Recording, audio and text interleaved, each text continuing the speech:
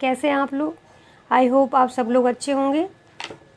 हम 69th BPSC के लिए घटना चक्र पूर्वावलोकन कर रहे थे फिजिक्स का।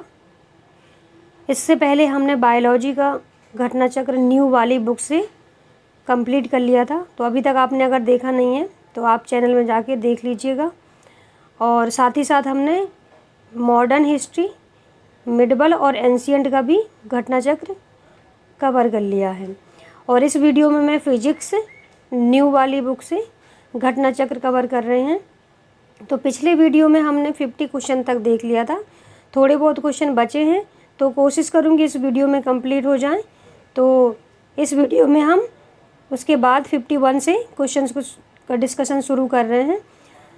तो मेरे साथ बने रहिए लास्ट तक। डिस्कशन शुरू करते हैं। सेशन को स्टार्ट करने से पहले प्लीज़ आप इसको लाइक कर दें, अगर पसंद आए तो शेयर और सब्सक्राइब कर दीजिएगा। चलिए डिस्कशन शुरू करते हैं। क्वेश्चन नंबर 1 है, आइंस्टीन को नोबेल प्राइज़ किस कार्य पर मिला है? तो इसका करेक्ट आंसर हो जाएगा ऑप्शन डी, प्रकाश विद्युत प्रभाव के लिए। उनको प्रकाश विद्युत प्रभाव के लिए 1921 में, तो डेट भी याद रखिएगा, 1921 में भौतिकी के नोबेल पुरस्कार से नवाजा गया था। अगला क्वेश्चन देखते हैं, विद्युत उत्पन्न करने के लिए कौन सी धातु का उपयोग होता है? तो इसमें कौन सी धातु का उपयोग होता है? इसका करेक्ट आंसर हो जाएगा ऑप्शन है यूरेनियम। यूरेनियम धातु का उपयोग विद्युत का उत्पन्न करने के लिए किया जाता है। और कहाँ होता है इसका यूज़? यूरेनियम धातु का यूज़ जो है नाभिकीय रिएक्टर में ऊर्जा उत्पादन के लिए किया जाता है। इसलिए यूरेनियम आपने देखा होगा बहुत महंगा है और विश्व में इसकी बहुत मांग भी है। अगला क्वेश्चन देखते हैं, कमरे को ठंडा किया जा सकता है। तो कमरे को ठंडा कैसे किया जा सकता है? संपीड़ित गैस को छोड़ने पे। जो एसी आपके रूम पे लगाई जाती हैं उसमें क्या होता है, गैस को संपीड़ित किया जाता है और अंदर कमरे को टेम्परेचर को ठंडा करना, नॉर्मल कम करने के लिए उसको संपीड़ित गैस के रूप में छोड़ा जाता है, जिससे रूम ठंडा हो जाता है। अगला क्वेश्चन देखते हैं, आमतौर पर सुरक्षा फ्यूज़ लगाने के लिए प्रयोग होने वाला तार किस पदार्थ का बना होता है? तो ये करेक्ट आंसर हो जाएगा ऑप्शन डी, टिन और शीशे की मिश्र धातु का बना रहता है। फ्यूज़ होता क्या है अगर इसके बारे में हम बात करें तो फ्यूज़ एक छोटा सा तार का टुकड़ा होता है। ये टिन और लेड मिश्र धातु का बना होता है। तो ये इम्पॉर्टेंट है, किससे बना होता है? टिन और शीशे या लेड का बना होता है। इसका गलनांक बहुत कम होता है। कैसा होता है? मेल्टिंग पॉइंट इसका गलनांक बहुत कम होता है। और ये जो शॉर्ट सर्किट या कहें कि ओवरलोडिंग जब वोल्टेज में होता है तो उसके कारण जो उसके मतलब कि रूट में जो मतलब विद्युत धारा की या कहें कि लाइट जो करंट फ्लो होती है उसके रूट में इसके मान से जब अधिक हो जाता है तो फ्यूज़ गलकर टूट जाता है और मेन जो आपकी उपकरण है या फिर कहें मेन चीज़ जो आपकी हैं वो उनका नुकसान नहीं होता है। इससे इलेक्ट्रॉनिक उपकरण बच जाते हैं और दुर्घटना भी नहीं होती है, क्योंकि शॉर्ट सर्किट होगा तो इससे ये मेल्ट हो जाएगा और घर में या कहीं भी आग नहीं लगती है। तो फ्यूज़ का इम्पोर्टेंट इन सब जगह है। अगला क्वेश्चन देखते हैं, निम्न में से कौन सा ऊष्मा का सबसे अधिक कुचालक है? तो इसका करेक्ट आंसर हो जाएगा ऑप्शन सी, पारा। कोई भी ऐसा पदार्थ जिसमें विद्युत धारा या ऊष्मा प्रवाहित ना हो उसे क्या कहते हैं? ऊष्मा का कुचालक कहते हैं। जैसे कि लकड़ी हुआ, कांच, ये सभी धातुएं ऊष्मा की कुचालक है। लेकिन जैसे कुछ धातुएं होती हैं सुचालक, जिसमें से मतलब जब लाइट या कहें करंट प्रवाहित की जाती है तो वो ऊष्मा का प्रवाह बहुत ज़्यादा होता है। तो इसका आंसर हो जाएगा ऑप्शन सी। अगला क्वेश्चन देखते हैं, अतिचालकता का लक्षण है। तो अतिचालकता का लक्षण है ऑप्शन सी, शून्य पारगम्यता। अतिचालकता किसे कहते हैं अगर हम इसके बारे में बात करें तो ये पाया गया कि न्यून तापों में अनेक अन्य तत्व और यौगिक भी ऐसा व्यवहार दर्शाते हैं। ऐसा व्यवहार करने वाले पदार्थों को अतिचालक कहते हैं। जैसे कि इसके बारे में ये जो भौतिकी विज्ञानी थी H.K. ओनेस, उन्होंने प्रतिरोध ताप के प्रभाव का अध्ययन किया था और उन्होंने कुछ धातुओं के नमूने लिए और कुछ केल्विन ताप पर ठंडा करके उसके विद्युत प्रवाह की मापा उन्होंने, मतलब एक विद्युत प्रवाहित करके उनकी माप की। तो शून्य पारगम्यता किसे कहते हैं? अतिचालकता का एक लक्षण है। अगला क्वेश्चन देखते हैं, गर्म करने पर एक अर्धचालक का प्रतिरोध क्या होता है, उस पर क्या फ़र्क पड़ता है, घटता है, बढ़ता है या वही रहता है, पहले बढ़ता है? तो इसका राइट आंसर हो जाएगा ऑप्शन बी, घटता है। गर्म करने पर किसी अर्धचालक का या सेमीकंडक्टर का प्रतिरोध क्या है? घटता है। अर्धचालक क्या होते हैं, अगर इनके बारे में हम बात करें तो ऐसे ठोस पदार्थ जिनकी विद्युत प्रतिरोधकता चालकों से अधिक है, परंतु चालक, अभी हमने समझा था कि चालक क्या है और कुचालक क्या है, परंतु कुचालकों से कम होती है। चालकों से तो अधिक होती है लेकिन कुचालक से कम होती है, उनको क्या कहते हैं? अर्धचालक कहते हैं। और अर्धचालक प्रतिरोध ताप बढ़ाने पर कम हो जाता है। अगला क्वेश्चन देखते हैं, ठंडक के दिनों में लोहे के गुटकों और लकड़ी के गुटकों को प्रातःकाल पर छुएं तो लोहे का गुटका ठंडा लगता है, क्योंकि ऐसी कौन सी वजह है जिसकी वजह से आपने भी महसूस किया होगा कि एक तरफ लकड़ी का है, एक तरफ लोहे का है या पत्थर है, तो कंपेयर देन लकड़ी, लोहे का जो चीज़ है बहुत ठंडा लगता है। तो इसके कारण क्या है? इसका राइट आंसर हो जाएगा ऑप्शन बी, लकड़ी की तुलना में लोहा ऊष्मा का अच्छा चालक है।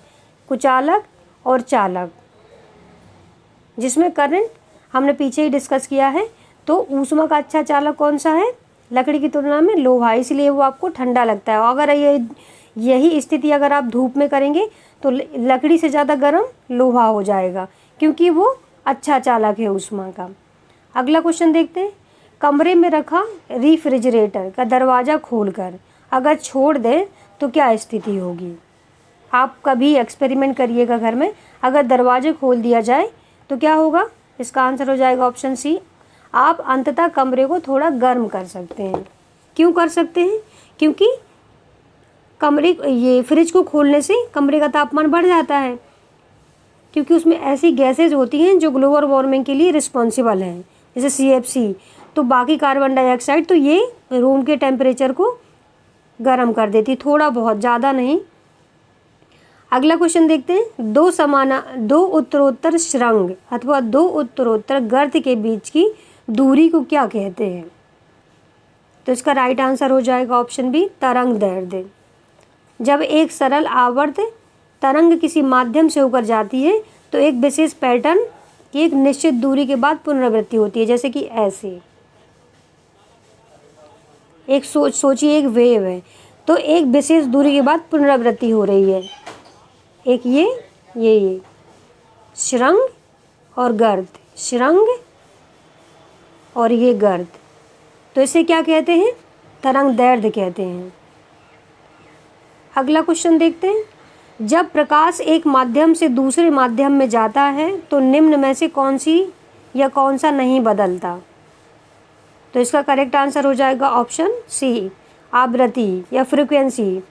जब प्रकाश को एक माध्यम से दूसरे माध्यम में जाएगा तो आवृत्ति नहीं बदलेगी, लेकिन तरंग दैर्ध्य या वेग उसका बदल जाता है। तो अब याद रखिएगा, तरंग दैर्ध्य और वेग बदल जाता है लेकिन आवृत्ति नहीं बदलती। इम्पॉर्टेंट क्वेश्चन है और BPSC 2020 में पूछा गया है, तो ये रिपीट होते हैं BPSC में कई बार क्वेश्चन, तो आप ये इम्पॉर्टेंट है, आप ध्यान से पढ़ेंगे। अगला क्वेश्चन देखते हैं, पढ़ने में काम आने वाले ग्लास लेंस किस प्रकार के लेंस से बने होते हैं? जो हम यूज़ करते हैं स्टडी में, जैसे सन ग्लासेस जो पढ़ाई करने के लिए यूज़ होते हैं नॉर्मल, तो वो किसके बने होते हैं? तो ये उत्तल लेंस के बने होते हैं, जो पढ़ने में हम लोग दूर यूज़ करते हैं उनको। अब दो तरह की, एक होती है दूर दृष्टि, एक होती है निकट दृष्टि। इनमें भी लेंसेज का यूज़ होता है। तो ये जो दीर्घ दृष्टि दोस्त को कोई व्यक्ति अगर है तो दूर की वस्तु तो उसको स्पष्ट दिखाई देगी, परंतु निकट रखी वस्तु स्पष्ट नहीं दिखाई देगी। तो इस दूर को दूर करने के लिए उत्तल लेंस का यूज़ किया जाता है। इसका जस्ट अपोजिट क्या होगा?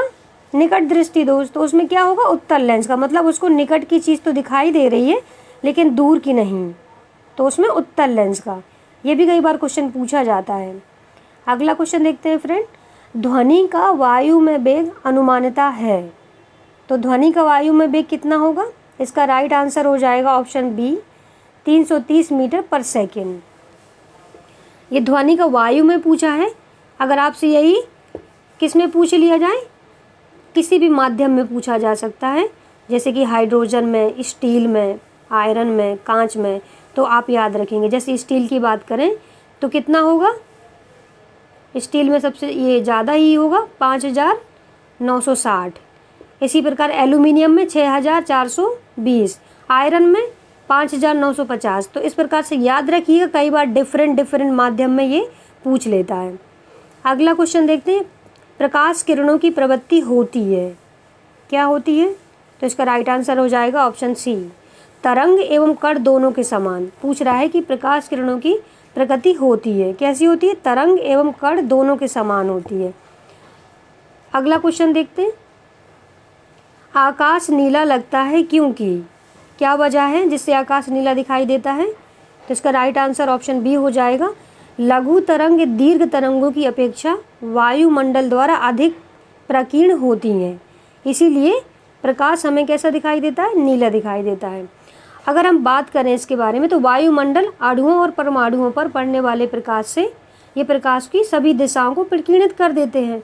इस प्रकीर्णन में बैंगनी व नीले रंग का प्रकाश सबसे अधिक और घटते क्रम में हरे व पीले रंग, नारंगी और लाल के वर्णक्रम प्रकीर्णित होते हैं।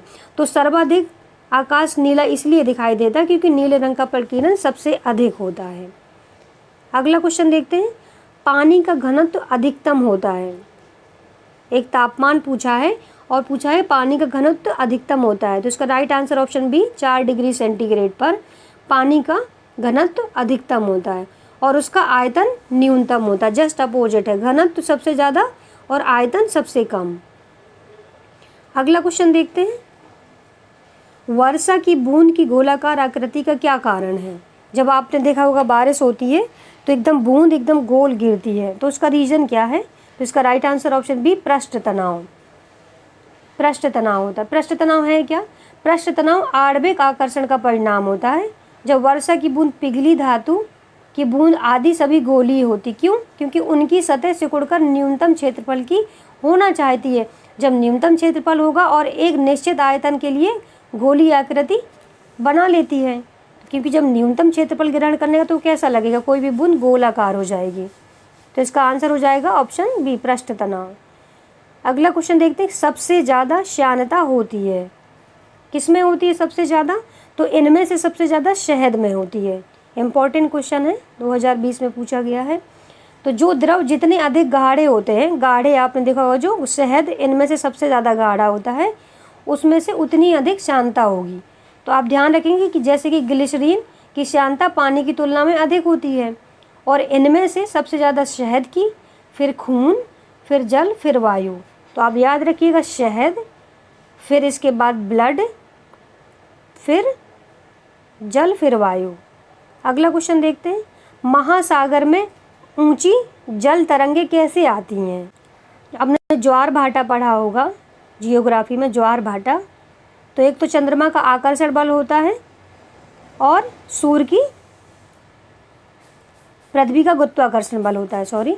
तो इसका आंसर हो जाएगा ऊंची जल तरंगें चंद्रमा से आती हैं। अगला क्वेश्चन देखते हैं। जब एक पत्थर को चांद की सतह से पृथ्वी पर लाया जाता है तो क्या प्रभाव पड़ता है? तो इसका राइट आंसर हो जाएगा ऑप्शन बी, इसका भार बदल जाएगा परंतु द्रव्यमान नहीं बदलेगा। क्यों? क्योंकि द्रव्यमान कभी नहीं बदलता, चाहे आप चांद पे चले जाएं या ज़मीन पे रहें या पृथ्वी के केंद्र पे या ध्रुवों पे। जब किसी पत्थर को चांद से हम ज़मीन पे लाते हैं तो द्रव्यमान स्थिर कांस्टेंट रहता है, लेकिन भार अधिक हो जाएगा। क्यों? इसका रीज़न क्या है? पृथ्वी व चंद्रमा की अपेक्षा गुरुत्वीय त्वरण अधिक होता है पृथ्वी पर, इसीलिए भार में वृद्धि हो जाएगी। पृथ्वी पर चंद्रमा की अपेक्षा क्या है? गुरुत्वीय त्वरण अधिक है, इसलिए भार में वृद्धि हो जाएगी, लेकिन द्रव्यमान कोई परिवर्तन नहीं होगा। इसके साथ ही आज का सेशन यहीं समाप्त करते हैं। दोस्तों, अगर वीडियो पसंद आया हो तो प्लीज़ लाइक करिए और शेयर कीजिए। Thank you very much.